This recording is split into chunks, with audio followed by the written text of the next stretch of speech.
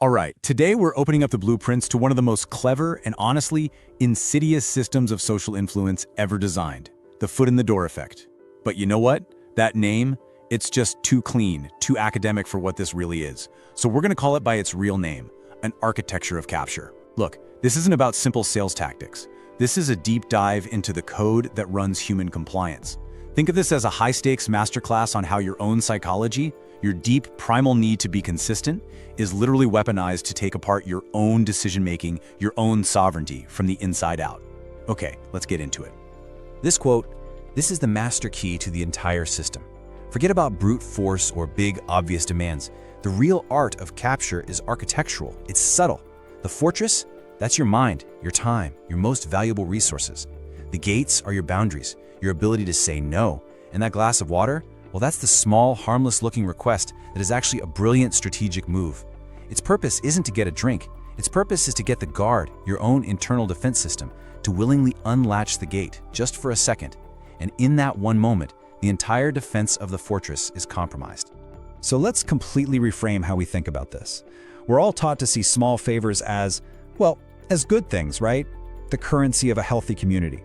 But in an architecture of capture, they have a totally different function. They become structural wedges. This isn't just one favor. It's the start of a process, a kind of neurological creep. It's a slow, quiet invasion where every tiny yes you give becomes a wedge, driven a little deeper, silently cracking your resolve. And this isn't new. This goes back to a foundational study in 1966 by Friedman and Fraser. They discovered they could get homeowners to put a huge, ugly "drive carefully" sign on their lawn, but only if they first agreed to put a tiny 3-inch sign in their window 2 weeks earlier. That small yes created the perfect conditions for the big yes. It's an invisible system that turns your own desire to be consistent against you. Now, what's so interesting here are the mechanics going on inside your head. When you agree to that tiny commitment, signing a petition, answering one quick question, your brain doesn't just file it away as a simple transaction. No, according to something called self-perception theory, we figure out our own beliefs by watching our own behavior. So your brain basically says, I just did that small thing, so I must be the kind of person who cares about this. It feels like you've just signed an invisible social contract with yourself. And a good compliance architect knows this.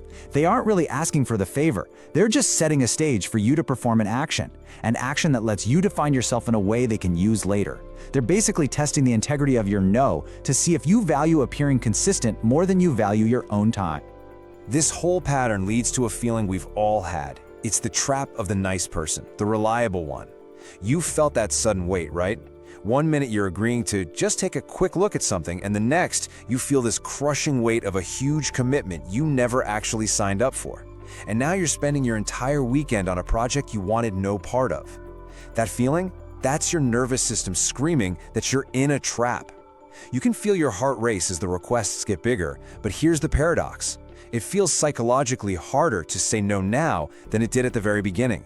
This is that moment where your greatest strength, your reliability, gets turned into your biggest weakness. You've stopped being reliable and started being predictable. So let's put a name to this critical moment. We call it induced identity capture. This is the fork in the road where you stop operating from your present reality, your actual schedule, how you're feeling, what you really want. Instead, your decision-making gets hijacked by this need to serve a past version of yourself. You're not making a choice anymore. You're just servicing a precedent. Your brain, in its endless quest to tell a coherent story about you, prioritizes the story of, "I'm the helpful person who said yes before," over the reality of, "I am totally overwhelmed and I need to say no right now." It literally trades your present-day freedom for historical consistency. And if you keep falling into this trap over and over, the long-term effect is something we can call sovereignty atrophy. It's this slow creeping erosion of your executive power, your ability to actually direct your own life. And there's a really important distinction here. Being reliable is a choice you make, case by case. Being predictable is a pattern someone else can exploit. Once your desire to seem consistent becomes an automatic reflex, you're not reliable anymore, you're just predictable. You think you're playing a game of being kind, but what's really happening is that you've handed over the remote control to your own nervous system. You're being managed by a baseline you set with that first, tiny, insignificant yes. Okay, so we've diagnosed the feeling, we see the long-term damage. Now let's analyze the machine itself. Let's shift into full-on strategic analysis mode. This doesn't happen by accident. It's a system. It's a deliberate architecture designed to predictably move you from being an independent person to being a captured asset. and it operates in 4 distinct, repeatable stages. Understanding this blueprint is the first step toward getting your freedom back. Here it is, the full schematic. First, you have the inertia strike. That's the initial request, the one that's too small to say no to. That's the key in the lock. Second, the identity update. And this is where your own brain turns that key on yourself. Third, the pivot.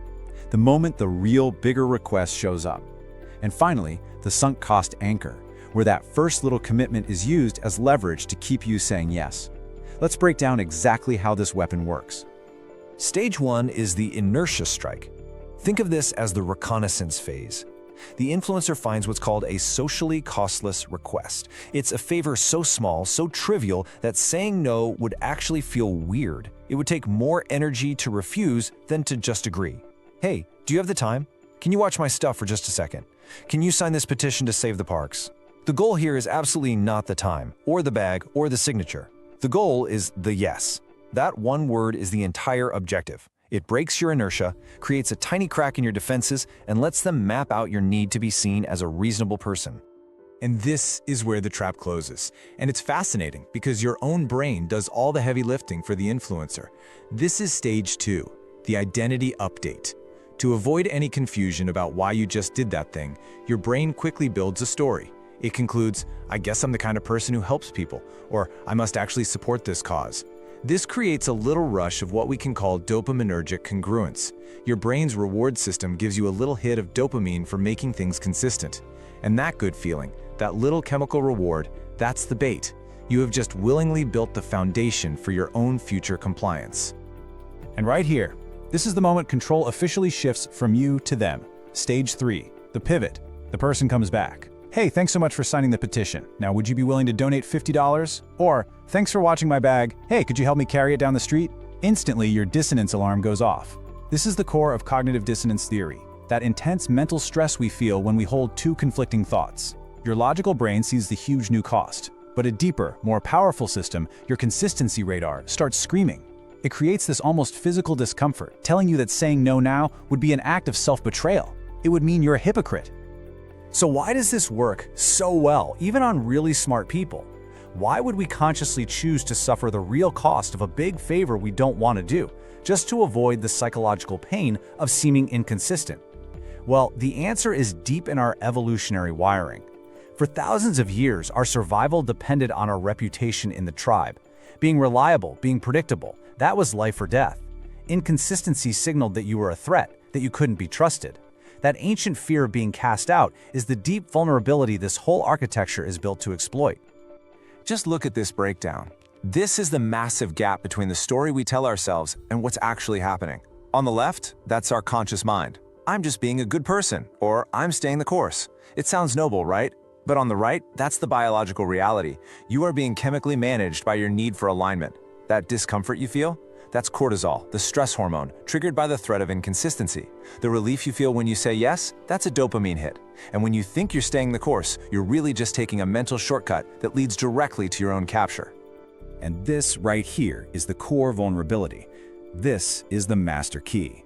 Our fear of a fractured identity, of seeing ourselves as hypocrites, is so powerful that we will often choose to be objectively wrong, to make a bad decision that costs us time or money, rather than make a decision that makes us feel inconsistent.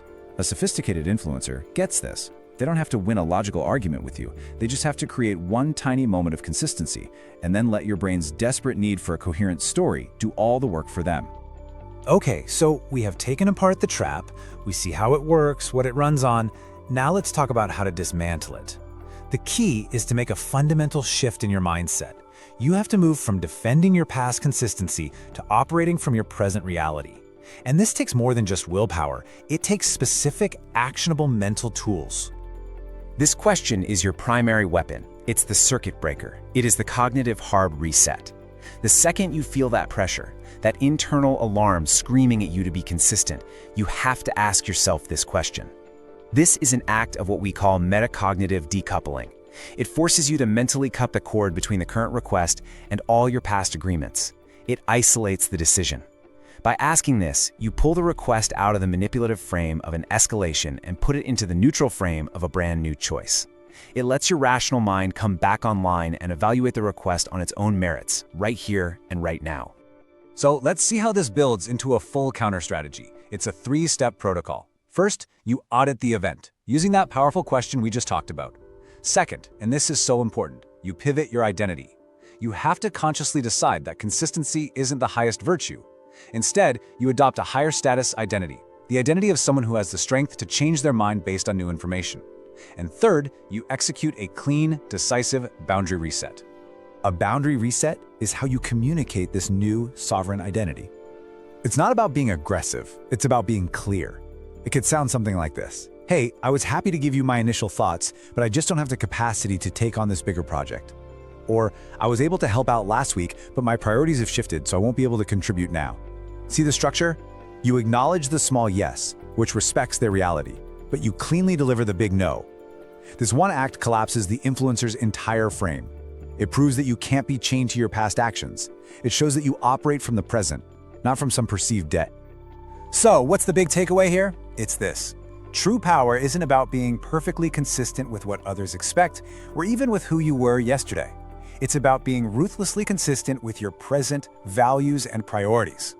The person who gets you to open the door for a glass of water can eventually own the whole house, but only if you left them. By understanding this architecture, you gain immunity. So the final thought is simple. Stop wasting your energy defending an outdated version of yourself. Stop defending your consistency.